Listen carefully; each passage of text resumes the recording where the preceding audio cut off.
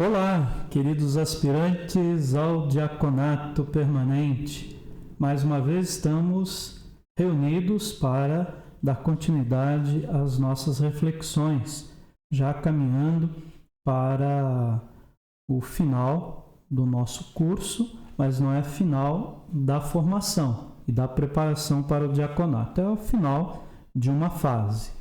Então nós estamos já a 2 encontros, 3 na verdade, que falávamos sobre a espiritualidade na liturgia e a liturgia na espiritualidade. Então hoje nós queremos dar continuidade a esse passo e eu quero falar para vocês, dessa ideia, na formação em geral para uma verdadeira formação litúrgica. Deve ter o quê? A primazia, essa dimensão. Então, o que deve ter nessa dimensão? Espiritual, essencial, determinante para compreender e realizar toda a celebração litúrgica. Então, é nesse contexto que nós queremos caminhar um pouco. Eu vou subir aqui a tela, que eu estou usando aqui um PDF que eu não converti, mas aqui dá para a gente ver, ó. Na liturgia, tudo deve conduzir ao Senhor e no Espírito Santo se dirige ao Pai, fonte de todo bem e fim da Sagrada Liturgia. De que maneira? Os gestos e palavras, as vestes e imagens, a solenidade dos cantos, os instrumentos musicais, folhetos e folhas. Então, no lugar onde tem folhetos e folhas, também saber como usar esses folhetos, essas folhas. Os instrumentos musicais, eles nunca podem ser mais altos do que o canto. É o canto, a palavra cantada que deve tocar os corações. A música é para ajudar a pessoa a se ambientar, se organizar. Vestes e imagens. Às vezes a gente fica preocupado, porque às vezes o padre tira a túnica de dentro de uma garrafa, ou às vezes o ministro, ou às vezes o coroinha, ou às vezes eles saem de dentro de uma garrafa. Isso daí não é uma crítica para falar que são desmanzelados, mas é que às vezes a gente precisa ajudar, eles compreendam que o povo não quer ver quem está à frente do presbitério todo amarrotado, todo largado. Isso não é um sinal de pobreza espiritual, pobreza do coração, É uma pobreza espiritual, porque a pessoa não conhece. Então não adianta eu colocar uma roupa maltrapilha e falar que eu sou franciscano se eu como do bom e do melhor, A essência franciscana não é só na vestimenta simples, mas é no coração simples. Então, essa mudança ela tem que ser interna, e a mudança externa ela não precisa ser um negócio para chamar atenção. O que tem que chamar atenção é aquilo que a gente está celebrando, Então, o mistério que está sendo celebrado. Aqui também, aí nós temos alguns vírus que prejudicam a dimensão mistagógica da liturgia. Eu vou só sair um pouquinho, Sair um pouquinho aqui dessa cena, porque aí tá cobrindo aqui. Deixa eu só, quem sabe faz ao vivo. Tá aqui, ó. Pam, tirei e aí eu saio. Aí, que bonito. Então, aqui o que a gente entende como esse vírus que prejudica a dimensão mistagógica da liturgia. Bento XVI dizia: a epifania do eu e do nós obscurece a epifania de Deus. Então, a manifestação às vezes da pessoa, de maneira egoísta, às vezes do grupo, o grupo que quer sobressair sobre a celebração, daí às vezes obscurece a manifestação de Deus. Então a gente tem que ter muita prudência, e quem está à frente, coordenando, quem está presidindo, tem que sempre saber fazer essa organização. Um outro vírus é o ser autorreferencial e se fechar a Deus e aos irmãos, buscando aparência, autocomplacência, egocêntrica e elitismo narcisístico. Papa Francisco, é recente, mas as ações elas são antigas. É a pessoa que quer aparecer, a pessoa que sempre quer saber mais que os outros, né? Jesus já dizia, quem quer ser o primeiro, seja aquele que... Opa, quase derrubei a água aqui. Quem quer ser o primeiro, seja aquele que se coloque a serviço, né? Seja o último. Tomando um pouquinho de água, que eu deixei o ar-condicionado ligado. Minha garganta secou. Aí desliguei o ar, fiquei com calor e com sede. Aí, coisa boa, né? Muito bem. Então, esses dois vírus aqui a gente tem que tomar muito cuidado. Porque até hoje esses vírus andam aqui, né? E junto com o vírus do Covid também. Então, temos que tomar muito cuidado. Aqui, em favor de uma evangelização jubilosa que se torna beleza na liturgia, é necessário que se faça superar todo o exibicionismo. Então, seja numa capela com 5 pessoas, seja numa grande basílica igual essa de Aparecida, nós não podemos viver do exibicionismo. É o que eu falava no encontro passado. Se você quer preparar uma missa mais organizada e tudo, prepare a equipe de liturgia para te acompanhar, porque às vezes não é todo dia que você está animado para fazer uma missa um pouco mais cheia de detalhes e de sinais. E aí acaba no final, o dia que você deixar de fazer do jeito que você fazia, as pessoas vão abandonar, porque elas não estão seguindo o rito pelo rito, estão seguindo pela pessoa. Então a gente tem que tomar cuidado, porque às vezes a gente pode não querer aparecer, mas se a gente faz coisas para aparecer ou para chamar o povo, aquilo lá pode ser uma coisa que prejudica, porque a hora que os grandes padres, né, que têm aí grandes públicos, pararem de fazer o que eles fazem, o pessoal abandona, o pessoal sai. Então a gente tem que fazer com que as pessoas se atraiam a Jesus e venham ao encontro de Jesus. Eu costumo dizer muito, eu acho que já falei para vocês, quando a gente não aparece e as pessoas rezam, Jesus está com a gente. Né? Então vamos tomar muito cuidado para que às vezes a gente aparece demais e as pessoas não estão nem conosco e muito menos com Jesus. Né? Então a gente acaba vivendo uma evangelização contrária ao que deve ser feito. Evangelho Gáudio, né, o número 24, o Papa diz: a igreja evangeliza e se evangeliza com a beleza da liturgia, que é também celebração da atividade evangelizadora e fonte de um renovado impulso para se dar. Então vejam que bonito, né? Papa Francisco também colocando. E aí, mais ainda, né? A liturgia já é bela por si só. Tem gente, eu não vou na missa não, porque ela só tem a entrada, o meio e o final. Então a pessoa não entende, né? Não sabe que ali não precisa acrescentar muita coisa ao que já se tem. É a acolhida, é aquele momento penitencial, é um momento ali de ouvir a palavra, de conversão, de ouvir a palavra que liberta, que nos convida a viver uma profunda ação de graças e uma comunhão. E aí o momento da comunhão e depois a igreja que vai para fora do templo, a igreja família, a igreja sociedade, dentro da sociedade. Então a liturgia já é uma liturgia bela, né? Um despojamento completo e renúncia total ao supérfluo. Quando deixa aparecer os gestos fundamentais de Cristo e de forma ainda mais radical, deixa aparecer o gesto em pessoa, o gesto de Deus para conosco, que é o mesmo Cristo. A igreja, então, ela não faz outra coisa que prolongar os gestos de Cristo. É uma atualização na fé, é um momento único na nossa vida. E o momento do encontro, né? com Cristo. Então vejam aqui essa imagem, a imagem de Cristo Pantocrator, né? Eu sou o caminho, a verdade e a vida, né? E é o Cristo que ensina. Pantocrator, né? A questão do ensino.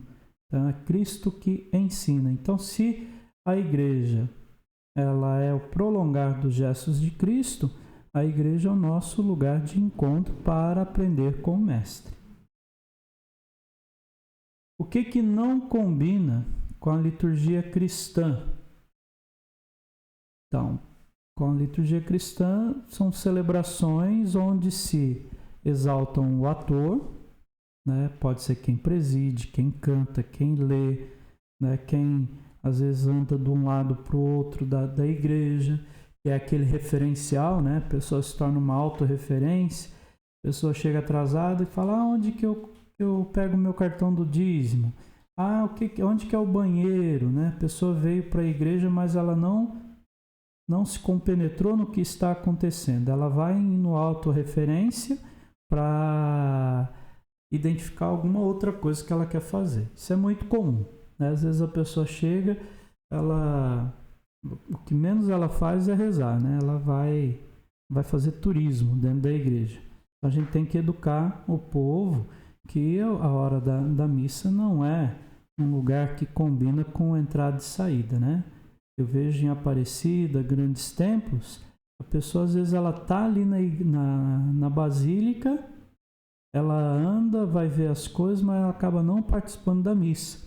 Ela sempre pega um pedaço de cada, né? Porque está ali envolvida com outras coisas também.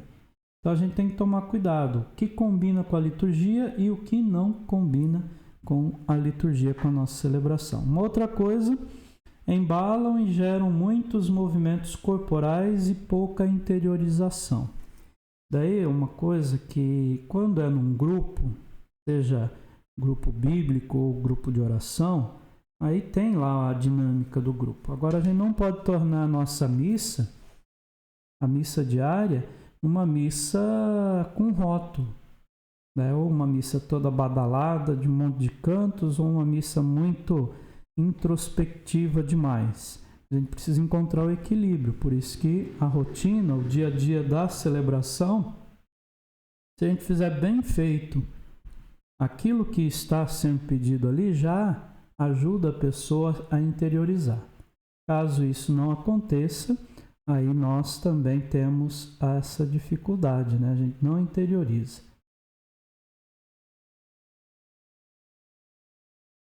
Muito bem, então aí vamos continuar com a nossa reflexão.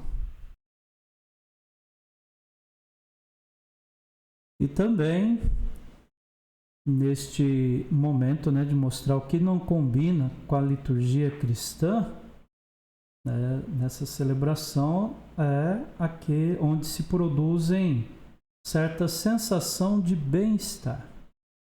Então, revisando. Exaltam o autor, embalam e geram muitos movimentos corporais e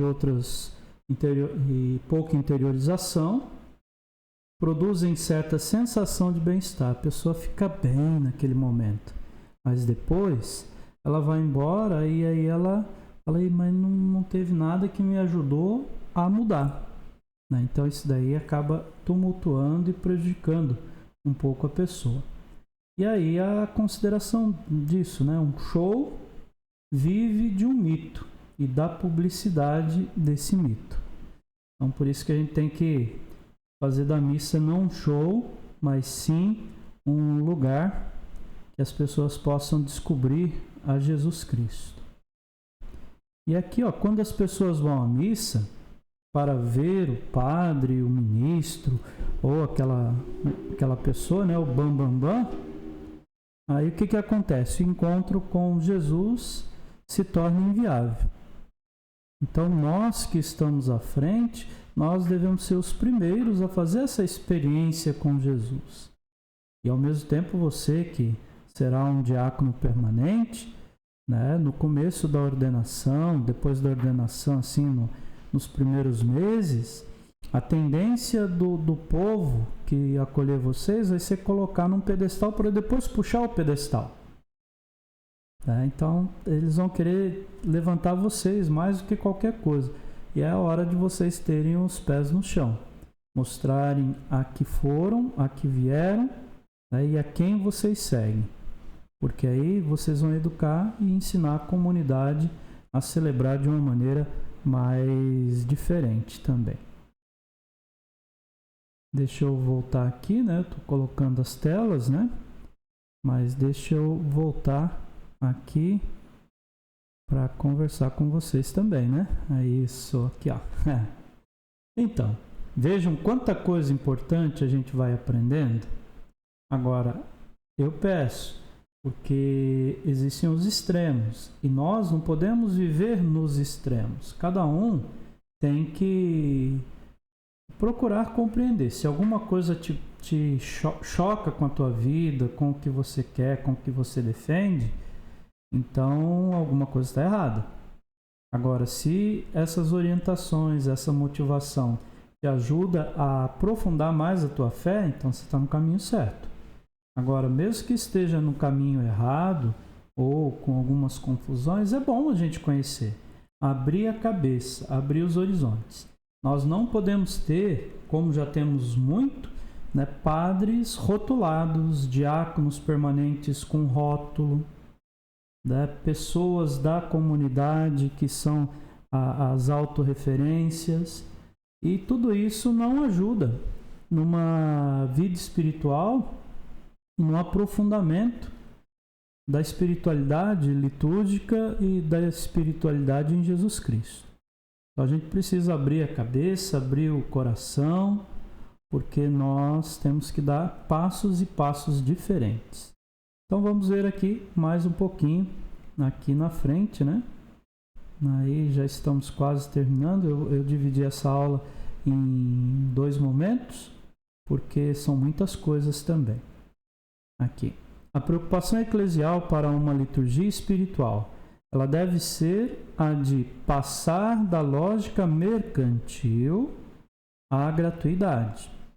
Ocorrem ritos, batismos, matrimônios, repletos de fantasias e fotografias, de choro ou elogios desafinados com o sentido do mistério celebrado, com o pretexto de dar glória a Deus ou de festejar a vida. Então, isso daqui são coisas que a igreja já orienta. Aí nós não podemos fazer vista grossa, ou fazer uma coisa bonita para um e uma coisa ruim para o outro. A gente tem que fazer da mesma maneira. Tá certo que quando é alguém mais conhecido, a gente tem mais emoção. Mas mesmo para aquele desconhecido, a gente precisa fazer o que tem que ser feito e fazer com alegria. Né? Seja um batismo, seja um casamento, né? Seja também um velório, né? Um velório, e evitar, no máximo, evitar das pessoas, e principalmente aqui na nossa região, que tem bastante gente que gosta de um microfone para fazer palanque político, a gente tem que evitar de ficar dando a palavra para as pessoas. Né? E quando isso acontecer, às vezes é bom que se peça alguma coisa por escrito, para que a pessoa se atenha. Né? Se vai falar de um velório, né? Da morte de alguém, né? Exaltar a pessoa, mas colocar fatos reais e simples, né? Que isso que ajuda a pessoa a rezar pelo outro. Não querer colocar um monte de coisa, fazer politicagem em cima disso, né? Batismos, casamentos, a gente tem que também orientar quem vem tirar foto. Antes era só o fotógrafo, agora quem tem um celular vira fotógrafo. E às vezes isso complica, né? Porque na hora de um lá vai 200 pessoas tirar foto, na hora do outro aí não vai ninguém. Então também saber orientar, né? Para que as pessoas sejam mais caridosas, fraternas. Se a pessoa que está ali batizando ou fazendo outro sacramento não teve como contratar ninguém, e o celular, às vezes tem um celular que não tira uma foto legal, se ofereça, né? Organize as pessoas para oferecer ali esse momento. Isso é pastoral, isso é evangelização. Você faz de uma coisa ruim uma coisa boa. Ok? Muito bem. Aqui, ó, eu estou saindo da tela, né? Eu saí da tela aqui para poder mostrar as coisas para vocês, tá? A Assembleia é o conjunto de pessoas que, batizadas em Cristo, constituem o povo de Deus e caminham na história. Adapte-se à celebração, dando atenção à realidade concreta da Assembleia. Acolha-se e escute-se as pessoas. A vida das pessoas, com suas angústias e dores, alegrias e esperança, não pode ficar distante da liturgia. Então, aí, quanto mais você tiver numa comunidade pequena, é mais fácil conhecer as pessoas. Quando tiver numa comunidade grande, qual que é o segredo? O segredo é você não se esconder. Aparecer só na hora da celebração, faz a celebração e vai embora. Um pouco antes, acolha o pessoal, converse com algumas pessoas. Eu sei que agora, nesse tempo de pandemia, é mais complicado, mas quando tiver um tempo normal, acolha, porque ali você vai criando vínculos e esses vínculos vão te ajudando a trazer aquilo que você preparou, aquilo que você organizou para mais perto do coração das pessoas. Sem vulgarizar, sem puxar também o saco de ninguém, Você vai fazer uma coisa legal para todo mundo. Porque acolher e atender à realidade concreta das pessoas supõe dar atenção à piedade popular também, como o encontro de experiência do mistério de Deus. A integração adequada, liturgia e piedade popular pode ser uma boa oferta pastoral para o nosso tempo, desejoso de experiência de Deus. Então, assim, tem a festa dos padroeiros, tem o jubileu, tem um aniversário da paróquia, da diocese, e tem alguma motivação, então você pode aí preparar junto com a equipe, organizar e aí sim ajudar as pessoas a aprofundarem essa experiência. Ou até mesmo na reza do terço, um momento mariano, um momento ali que você contar a vida do santo. Então vá propondo momentos na vida litúrgica. E aqui a celebração litúrgica ela tem um antes e um depois. No antes é o anúncio do Evangelho e o depois é a prática do amor solidário. Você sai e leva a igreja para sua casa. No antes situa-se o chamado à fé e à conversão. E no depois situa-se o testemunho, a prática da caridade, a vida cristã fomentada e alimentada pela liturgia. E aí a ideia, a liturgia ela não se entende separada do testemunho de uma existência cotidiana, repleta do amor do Senhor, que impulsiona a solidariedade com os irmãos e ao empenho pela construção da justiça e da paz. Na liturgia, fomenta-se a espiritualidade de comunhão, o amor misericordioso para com todos, vem vulnerada sua vida, o empenho de criar estruturas que consolidem uma ordem social, econômica, política, de equidade e vida para todos. Isso você pode ver no documento de Aparecida, o número 383. A acolhida, então nas celebrações litúrgicas, todos devem se sentir acolhidos, como na casa paterna, onde todos juntos manifestam o rosto multiforme da igreja, no Evangelho Gáudio. E aí tem as ideias, os poucos frequentadores, os pobres, os não suficientemente iniciados à vida cristã. Evite-se as excessivas cobranças. Então a missa não é lugar para ficar toda hora cobrando. Tem hora que você tem que ser ali severo, mas não é toda a missa e todo o momento.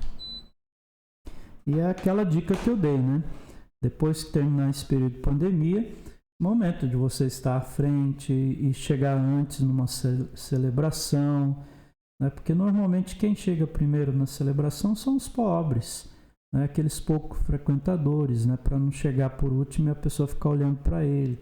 Então, às vezes, a pessoa também necessita de Deus, ela vai chegar antes, vai rezar. Porque quem é do dia a dia da igreja nem sempre chega no horário, né? Ou chega em cima do horário também, né? Então tá vivendo uma rotina de igreja. E aí às vezes aqueles outros, né, que não são de missa diária e têm muitas dificuldades a iniciação à vida cristã, eles chegam antes. É a oportunidade que eles têm para rezar. E se você está ali para acolher, ou uma equipe também junto contigo, isso ajuda muito. Então, no próximo encontro, a gente vai dar mais continuidade a isso, né? Vamos falar dos nossos encontros dominicais, né? Vamos também aí trabalhar o espaço litúrgico. Aqui eu só vou terminar aqui e a gente retoma depois desse ponto aqui, ó. O encontro dominical em torno da Eucaristia e ao redor da palavra, ele deve favorecer o crescimento espiritual na escuta da palavra, no encontro fraterno e na comunhão sacramental. Então, no próximo encontro, no sábado, a gente fala sobre isso e também sobre o espaço litúrgico para conversar um pouquinho também. Ok? Então vamos voltar aqui para a minha tela principal. É isso! Estamos de volta. E eu desejo a vocês, né, uma boa semana. No próximo domingo já teremos aí o domingo de Ramos. E aí quero ver se no sábado tem uma oportunidade também, ao final dessa formação, também conversar com vocês. Vamos ver se a gente consegue fazer duas coisas sábado. Primeiro a parte da aula e depois a segunda uma conversa pelo Zoom, né, ou pelo Google Meet, para a gente trocar mais algumas ideias, tá bom? Um abraço para todos, que Deus abençoe e até mais. Vamos agora para a vinheta final. Até mais. Tchau, tchau.